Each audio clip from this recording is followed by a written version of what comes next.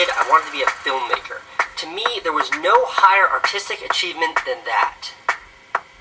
I watched movies all the time. I watched all the movies. I bought this book. And the Oscars were my Super Bowl. What would I wear? What would I say in my acceptance speech? Would I do Roberto Benigni, pull a Sally Fields, or play it straight like Hanks? Thank you. But more than anything, I just wanted to make great films.